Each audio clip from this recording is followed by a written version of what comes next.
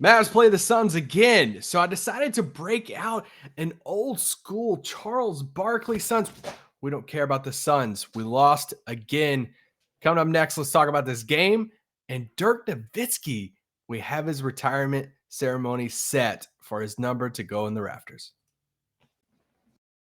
Luka Doncic, and this is Locked On Mavericks podcast. Dallas Mavericks are NBA champions. Bang! Bang! It's good! And the Mavericks have won the game! If you don't believe, you shouldn't be here.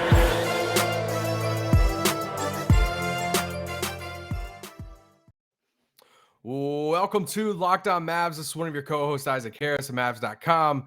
Nick is taking the night off, and what a great night to take the night off on as the Mavericks lose to the Phoenix Suns 112-104, and we're back in this place again. We're back in this place of okay, in the words of Derek Harper, in the glorious words of Derek Harper, breaking news, shattering truth right here. I don't know if you guys are ready for this. I don't know if you've heard this or not from the broadcast, but in the words of Harp, the Mavericks miss Luka Doncic. There's never been something more true to be said on a broadcast than the Mavericks miss Luka Doncic, and they did. They missed him in the fourth tonight. And this is going to be kind of a shorter pod. It's a weekend pod. We commit to doing a post-game pod after every single game this season. We've done that over the past few years. So I'm going to talk a little bit about the game. Probably about half of this is going to be about the game, but then the other half for the remaining handful of minutes. Let's just say that we'll talk about Dirk's retirement ceremony to get his jersey into the rafters. And I'm super excited about that. Now that it's become official, we can talk about that and have fun with it and talk about all the details. But this game, what an opposite feel to this game, right? They play compared to the first game against the Suns. They play this first game against the Suns a few days ago, and we walk out of that game with Jason Kidd saying, hey, I feel like everybody played well. Now, whether you agree with that or not, we kind of sat here on this podcast after the loss the other night to the Suns saying, all right, JB had a good game. This player had a good game. Pretty much every player except for Willie, maybe Sterling Brown the other night that were like, you know what? They kind of had a decent game, pretty good game. I feel like it's the opposite. And they lost the other night. Now they lost this game too. And I feel like it's the opposite because I feel like we could look at a handful of players and say, hey, you didn't have a good game at all.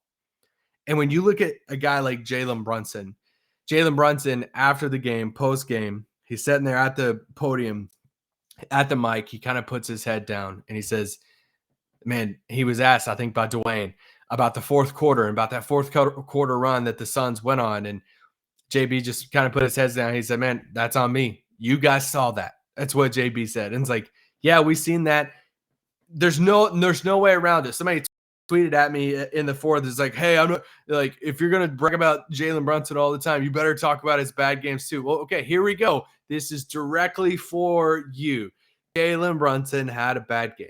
It doesn't mean Jalen Brunson's a bad player, but he had a bad game and he had a bad fourth quarter. And you look at, I looked up some of the second half shot attempts and the fourth quarter shot attempts in this. And this is where it got a little frustrating because KP actually played a really, really good game. You look at KP's numbers for this game. He finished with 23 points, 12 rebounds. He was 3 of 6 from 3. He was 8 of 13 from the field. KP had a pretty efficient game. Now, there was a couple plays here and there about post-ups and all of that, but for the most part, he even some of the post-ups, like I was sitting here on this pod the other day, I was sitting here, man, like Mikal Bridges, let's not do that again, post-up. He posted up Mikal Bridges, did the turnaround, fade away, knocked it down.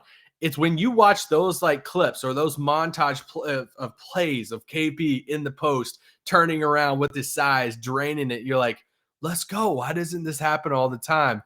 But JB tonight in the second half, in the fourth quarter, he tried to probably do a little bit too much, right? Like, look at the second half shot attempts. Let's throw Tim in there. Let's throw KP in there. Let's compare all three of them. In the second half, Jalen Brown, maybe. Wish. Jalen Brunson said 3 of 12. He was 3 of 12 from the field. Tim Hardaway Jr., 3 of 10 from the field. That's a combined 6 for 22 from the field between Jalen Brunson and Tim Hardaway in the second half. How many shots did Kristaps Porzingis get in the second half? He was 3 of 3. 3 shots in the second half for KP on a team that didn't have Luka Doncic. Let's just look at the fourth quarter. Jalen Brunson was 1 of 6 from the field. Tim Hardaway Jr. is 0 of 4. 1 of 10 from the field between JB and Tim Hardaway Jr.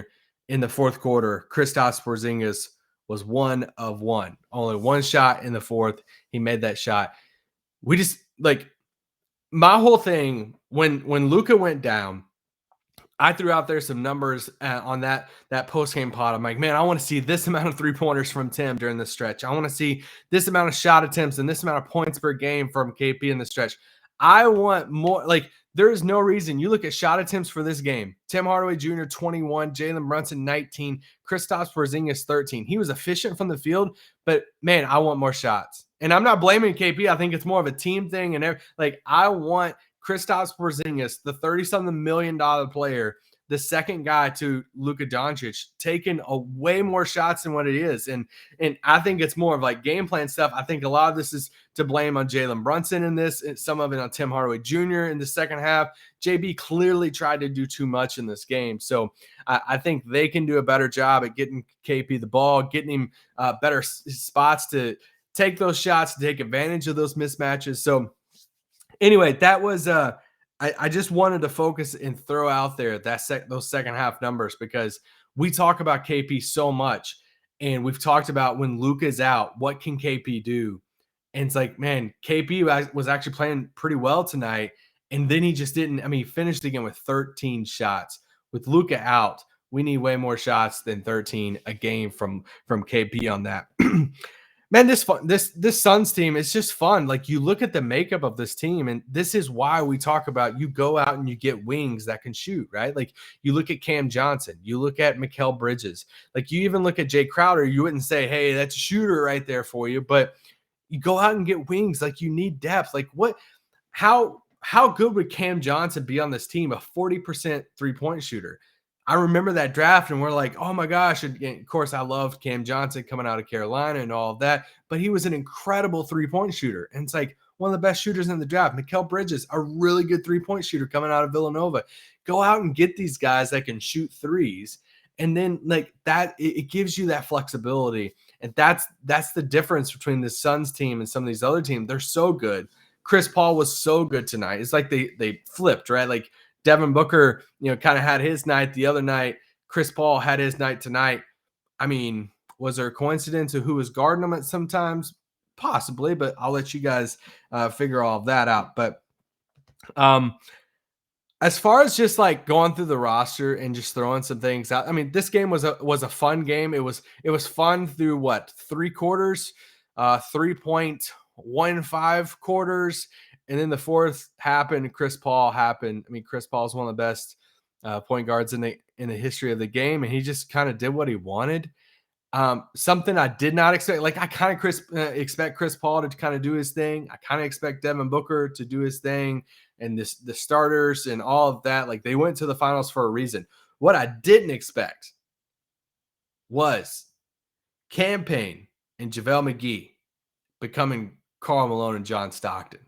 I didn't expect that. It's Dallas couldn't do anything with it. It's JaVale McGee played really well. What did JaVale McGee finish tonight as far as plus minus? He finished as a plus 13 on the night. Chris Paul was a plus 10, but off the bench, and in 16 minutes of play, JaVale was a plus 13. He had 14 points, 6 rebounds in this game, 7 of 10 from the field. I mean, they literally couldn't stop the pick and roll between him and Cam Payne at times. So they struggled defensively tonight. The Mavs shot They shot 41% from the field. They shot 30% from 3, 12 of 40 from the 3-point line. There was just multiple guys who struggled. I mean, Reggie Bullock did not have a good game. Shocker here. I get it. Reggie Bullock was 3 of 8 from the field. He was 0 of 5 from the 3-point line. Frank Ntilikina, 0 of 7 from the field, 0 of 4 from the 3-point line. Now, Frank did a few more things. Defensively, he had a really good hustle play to Dorian, get Dorian a 3-pointer. But it's kind of going back to the top of this pod, how it feels like coming out of that first game against Phoenix, there was, oh man, I feel like multiple people played well, but they still lost. This game, they lost, and I feel like there were multiple people who played bad. And I would say Reggie's in that, Jalen Brunson's in that, Frank Ntilikina, I would say, didn't have the best of games in that. Willie Cauley-Stein.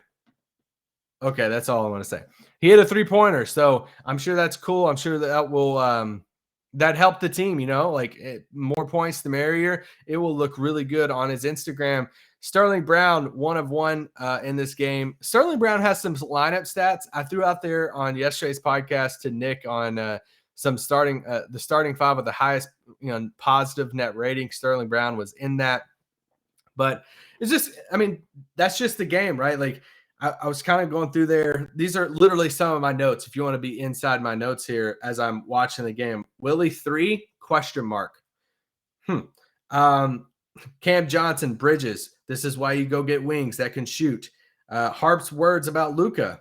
That's what I said at the very beginning. Reggie, bad game. 4th, floodgates open. Brunson, bad in the 4th. These are just like groundbreaking notes right here. I literally put, I don't know what continuation is anymore. I don't. There was a play that Tim Hardaway, the refs had some weird moments tonight, but this is not a refs game that you can put it on. But Tim Hardaway had a moment tonight where he got fouled going off for the shot. I'm like, what? I don't know. They didn't give him continuation. I don't know what happened, but you know what? I can't really figure that out.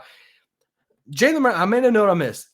When Jalen Brunson getting to the rim matters so much to this team. And it's like, especially in that first half, especially in the first quarter, he literally got to the rim, and he scored twice in the first few minutes of the game. And then that establishes that foundation for the rest of the game to where he gets to the rim, they clog the lane, he kicks it out. The problem was he wasn't really kicking it out a ton in the second half. He tried to force it some. He missed a bunny layup he should have made.